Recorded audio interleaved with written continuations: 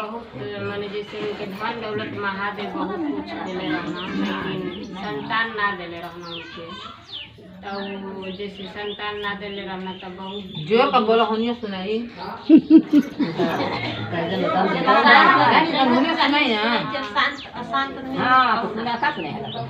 एगो जात का डोमिन रहली, लेकिन गरीब ना रहली, राजा रहली, लेकिन उनके भगवान महादेव माने उनकर अभी गोद ना भरले रहना। तो बहुत दूर दूर तक ले माने अपन सुई दवाई चाहे जो कुछ माने उनकर आई रहे अपन करवले रहली, लेकिन ना होत रहे। तो हर जगह से हार खा के अली। तो जैसे हमने लोग नियत के हुआ है तो अपन कहला कि हेजा जरूर भलाई हो जाई।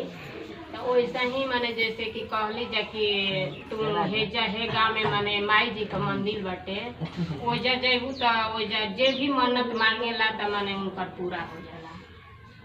तो कहली कि ठीक बा, हर जगह से देख आयल बानी, ओजो जाके माने अपन देख ले। तो अपन गईली तो अब ओजा माने गांव इतना भारी रहे कि माने ओजा ठाकुर छतरी भुइहार का कुल गांव रहे। तो ओजा माने जैसे कि वो मंदिर में कुल हमें का बड़ जात रहना सन, आई जात का डोमिन रहली।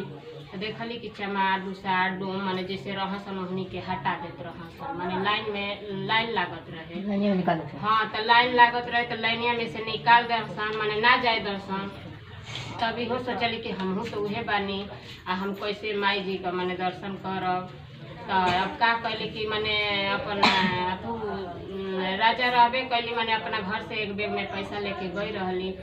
अब वो अपन रूप बदल ली, माने जैसे वो हमें नियर खूब माने सजली धजली किन खरीद के सज धजले हली, अपन ठाकुराइने नियर माने बन के लाइन में लाग गई। लेकिन वो जो भी नसीब उनकर साथ ना जाला, केहू हमने नियर देखले रहे तो कहलस कि अरे तो डोमिनिया ही है। अब वो जो माने सब जान गई ओहू तरह अपन रूपो बदल ली। तो टीका फटिका कैली ओहनिए नियर माने लाइन में लगली, लेकिन वो जो साथ ना नसीब देहला हटा देना। हाँ, तो बता देहली जा। तो फिर अब के निकाल देहलन जा लाइन से।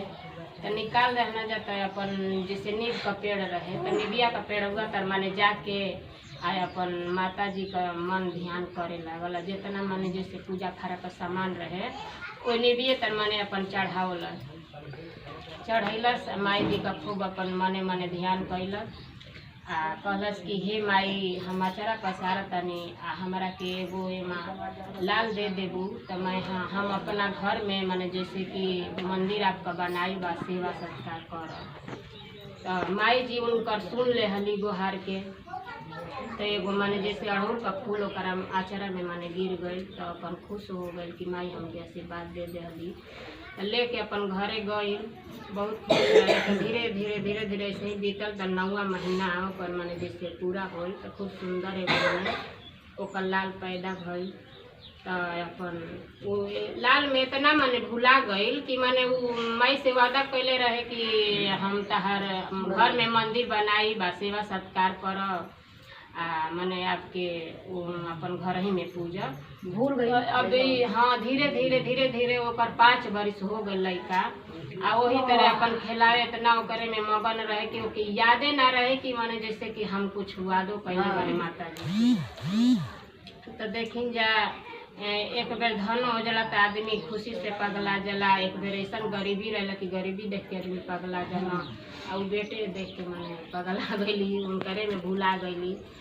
तो माता जी देखत देखत 5 बरिस बीत गल। तो उनके सपना देखैली कि माने तुम हमके कहलू कि हम अपन घरे में मंदिर बनाई, हमके एगो लाल दे देती तो आ तू भूला गई अपना लाल में। तो अब इतना माने जैसे सपना देखली तो बूढ़ हो गई रहे तो टूट गल उनकर नींद। तो कहली कि हम ऐसा सपना देखनी है सच्चे बजरता माता जी देखाओ तली। तो सवेरे उठली तो कहली अपना पति जी से कि देखिन जी हमके ऐसा पूजा करावे के बा कि दुनिया में माने केहू ऐसा पूजा ना कैले हुई, माने दुनिया में वैसा पूजा केहू ना कैले हुई माता जी को वैसा हमने का पूजा करल। जैसे राजा रहबे कैली से दुनिया। तो माता जी का क्रोध बरल माने जैसे अंदर अंदर की कहती है कि दुनिया में केहू ना रे, हमरे सब कुछ देहल भाई हमके का दे रह एक हम परीक्षा लेगी। तो परीक्षा लेवे खातिर माने जैसे माता जी फिर ओके सपना में अइली, कहली कि तू सोचत रहलू ह कि कहत रहलू अपना पति जी से कि माने जैसे ऐसा हम पूजा कराए कि माने दुनिया में केहू ना करैले होई। तो हमके तो सभे कुछ बहुत कुछ देले बा, तोरो से हम एगो चीज़ मांगत तनी देबू। तो ऊ कहली कि हम माता मांग के देखी, हम देवे खातिर तैयार बा। हाँ, अहंकार में तो अब ऊ माता कहली कि जेवन तुमके देले बानी उहे हम मांगत तनी। तब ऊ अपन लौटा दो। हाँ माने जेवन देले बानी तेवने हमके दे दो। अब कहली कि दुनिया में सब कुछ तो आदमी हमके चढ़ौते बाहर ले, फूल ले, मोर ले, मिठाई ले, माने कौन कुछ चीज। तब उन्हीं का देहल हमनी का माने ना दे सकी न जा, दे सकी न जा, इतना ममता भर देली कि माने ना दे सकल जा। तो कहली कि हाँ अब उहे हमके लौटा दो। तब तक उनकर करेजा पर माने धक्का लागल, लेकिन उहो मनलस नहीं, जीतलस। कहती है कि हे माई तोहरे लाल देहल, अगर तू चाहत आलू तो एके तू ले ला, अबे माँ हम का कर सकी ना।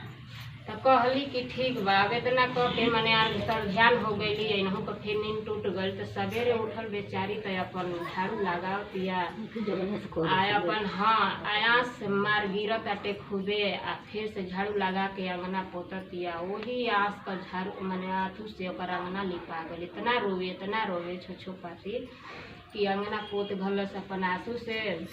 तो 5 बरिस का लड़का रहे, कहलसी मम्मी रोज हमसे हंसत रहलू, खेलत रहलू, खुश रहलू है, आज का हो गइल बा कि माने रोवत तलू ना, बोलत तलू ना, चालत तलू। तो कहली कि ये बच्चा कुछ नहीं, हम ठीक बानी, माने जैसे कुछ बात नहीं थी। अब का कहती वो लड़का से कि ऐसे से हम माने अथू कैले बानी। अब कहली कि अब रोज रोज उनकर एक दिन बीतत रहे कि माता जी कहिया हमसे मांगी, हाँ हम घुट घुट के मरतनी। काल लीहते जुए माने माता जी के दे। तो बेचारी अपन कानी पर लड़का के टंगलस, जहाँ मन्नत मने गई रहे माई से मंगलस, वो जब मंदिर तक पहुँचल। तो कहलस कि हे माई जन तू काल लेबू ते हम आजे तहार लियल बनी, आ एक ले ला। तब माता जी अपन निकलली तो कहली कि हम ऐसे ना ले।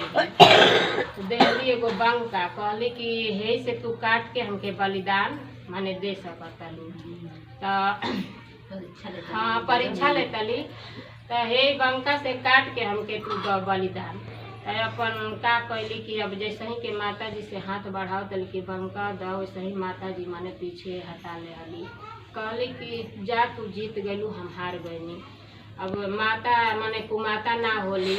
अब इतना जब कह देहलू तो माने के बाकी तू जीत गईलू। अब लेके एलू हमारे दुआर पर, हाथ भी बढ़ेलू, केहू का माने हमनी से तो ना हो भाई, कहल जी कि का करी जा का ना करी जा। तो उतना हाथ बढ़ेली, कहली कि जा जीत गईलू। आ देख 7 जन्म तक तहार कोख माने अथू ना रही, खाली ना रही, 7 जन्म तक तो के आशीर्वाद दे तनी कि तहार बोझ भरल रही। अब वजह से आशीर्वाद माई देहली, अली अपना घरे फिर लैकन फेकन में अपन खेले लगली। माई का मंदिर बन गई घर में, अपन पूजा पाठ माने कुछ करे लगली। बोली जा हर हर महादेव।